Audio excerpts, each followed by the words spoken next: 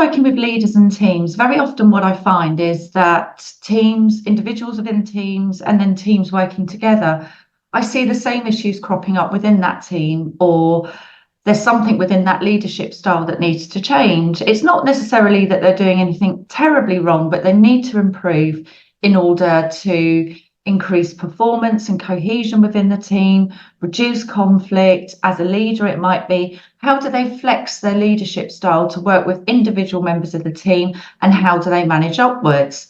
So I use a particular tool called DISC. It's DISC, and those four letters stand for D for dominance, I for influence, S for steadiness, and C for conscientiousness.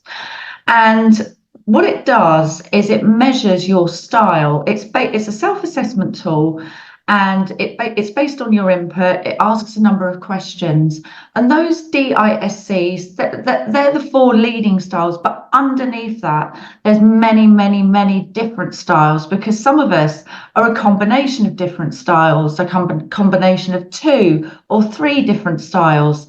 And what it allows us to do is look at, well, what are my typical behaviours at work? How do I show up at work?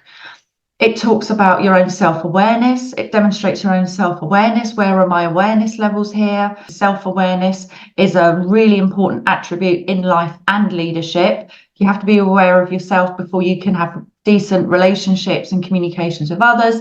And it also gives you something really important, is how do I act under pressure? So a lot of people say, well, I don't believe in those tools. They put people in a bucket, in a category. Well, I disagree with that, because when I do this all the time, people will say to me, my clients will say to me, that's why I do that. That's why there's issues in the team. That's why I'm making the same mistake. That's why I'm not getting on with that colleague at work.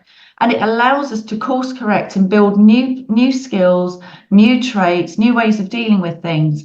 At the moment, I'm working with a number of teams where they're looking to grow and expand. So one of them, that's in management accountancy, they're looking at, okay, let's do our team profiles. And I'm working with them to map out the team profiles and understand what styles I have within the team, what styles might they be missing in order to grow the team, and also what styles might they need to sell to different segments of business, for example, to sell their services. And what kind of people do they need to do that? So it's great for sales, it's great for recruitment, it's great for team performance and individual performance. And it's not to say that you will agree with the way everything's phrased in that report, but if you phrase it in a slightly different way, you might see some home truths there, and it's an absolute goldmine of information. So consider profiling tools. They're based on psychology. They've been done for many different years. And if you'd like to know much about how to identify your own style and that of your team, then please get in touch.